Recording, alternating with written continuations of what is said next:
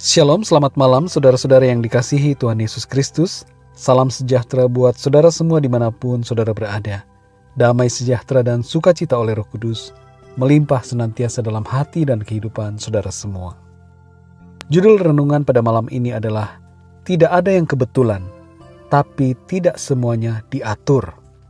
Dalam Kejadian 50 ayat 20 tertulis, "Memang kamu telah mereka-rekakan yang jahat terhadap aku, tetapi Allah telah mereka-rekakannya untuk kebaikan, dengan maksud melakukan seperti yang terjadi sekarang ini, yakni memelihara hidup suatu bangsa yang besar." Ayat yang baru saja kita dengarkan adalah perkataan Yusuf terhadap saudara-saudaranya. Ketika Yusuf berumur 17 tahun, ia dibuang ke sumur, kemudian dijual ke para saudagar Midian. Lalu ia dibawa ke Mesir, dijual di sana dan dibeli oleh Potifar. Yusuf kemudian masuk penjara karena fitnah dari istri Potifar. Dari penjara ia kemudian diangkat menjadi wakil Raja Firaun di Mesir. Nampaknya begitu dramatis kisah hidup Yusuf, namun berakhir dengan begitu bahagia. Meskipun hidup Yusuf mengalami suka dan duka, namun yang pasti tidak ada yang kebetulan dalam hidupnya. Tidak ada yang kebetulan dalam hidup kita. Tidak kebetulan Yusuf dijual oleh saudara-saudaranya. Tidak kebetulan ia ada di rumah Potifar. Tidak kebetulan pula ia di penjara. Dan tidak kebetulan ia menafsirkan mimpi dua orang yang ada di penjara, yaitu juru roti dan juru minuman raja. Dan tidak kebetulan pula ia menafsirkan mimpi raja, yang kemudian membuatnya diangkat menjadi wakil raja di Mesir. Dalam hidup kita sesungguhnya tidak ada yang kebetulan.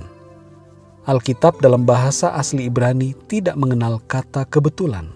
Dalam Mazmur 37 ayat 23-24 tertulis, "Tuhan menetapkan langkah-langkah orang yang hidupnya berkenan kepadanya. Apabila ia jatuh, tidaklah sampai tergeletak, sebab Tuhan menopang tangannya." Jadi Tuhan menetapkan langkah orang-orang benar. Tidak ada yang kebetulan dalam hidup kita karena kita ada dalam ketetapan dan rencananya. Saudara yang dikasihi Tuhan, meskipun tidak ada yang kebetulan, namun tidak semua hal diatur oleh Tuhan. Apa yang tidak diatur oleh Tuhan? Yaitu kehendak kita untuk memilih yang baik atau yang jahat. Janganlah ada yang berkata bahwa saya menjadi pelacur karena rencana Tuhan, atau saya mencuri karena rencana Tuhan, atau hal yang lain lagi, saya membunuh karena rencana Tuhan. Ketahuilah bahwa itu bukanlah bagian dari rencananya. Rencananya adalah menjadikan kita hidup dalam kemuliaan Tuhan. Bukankah Alkitab berkata bahwa kita diciptakan untuk kemuliaannya, untuk melakukan pekerjaan-pekerjaan yang baik? Jika kita berbuat dosa, maka itu bukanlah pengaturan dari Tuhan. Pandangan bahwa hidup dalam dosa juga bagian dari rencana Tuhan adalah salah. Tuhan tidak membuat kita seperti robot yang diaturnya untuk melakukan segala sesuatu. Kita punya kehendak bebas untuk memilih. Tuhan memberikan kepada kita kehendak bebas itu.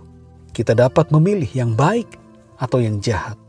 Melakukan dosa dan hidup dalam kejahatan bukanlah kebetulan, tapi bukan juga rencana Allah, melainkan pilihan hidup kita. Itu adalah kesengajaan kita untuk memilih melakukan dosa dan hidup dalam kejahatan. Dan ketahuilah bahwa hal itu tidak disukai oleh Tuhan. Jangan salahkan Tuhan atas keadaan hidup kita yang terdampak akibat dosa dan pilihan yang salah. Yang perlu kita lakukan adalah memohon ampun dan minta pertolongan Tuhan. Tuhan dapat campur tangan, mengampuni kita, dan memulihkan kehidupan kita apabila kita mau bertobat dan berserah kepada kehendak-Nya. Bukanlah suatu kebetulan bila saudara mendengar suara firman Tuhan, khotbah, atau teguran kasih dari Tuhan. Tidaklah kebetulan bila saudara bertemu seseorang yang menguatkan saudara untuk kembali ke jalan yang benar.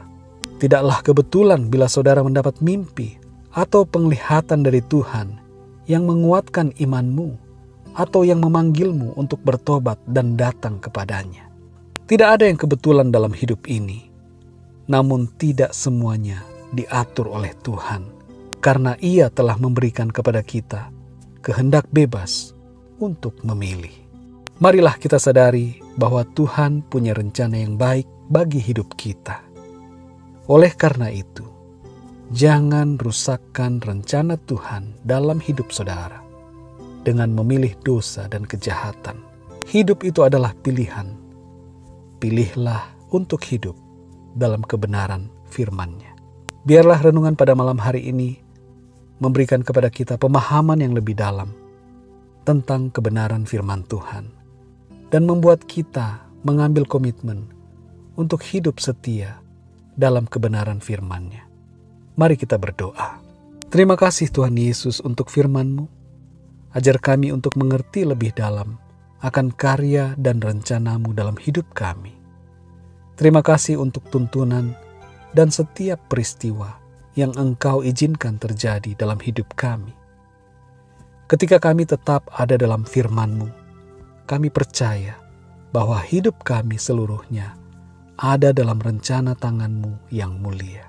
Ampunilah kami atas dosa kami, dan pimpinlah kami Tuhan, untuk berjalan menuruti kehendak firman-Mu. Berkatilah dan lindungilah kami sepanjang malam ini. Penyertaan-Mu atas kami. Dalam nama Tuhan Yesus Kristus, Tuhan dan Juru Selamat kami berdoa dan mengucap syukur. Haleluya. Amin. Puji Tuhan, saudara yang dikasihi Tuhan. Selamat malam, selamat beristirahat.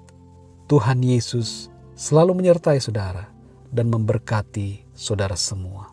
Sampai jumpa dalam renungan yang berikutnya. Haleluya.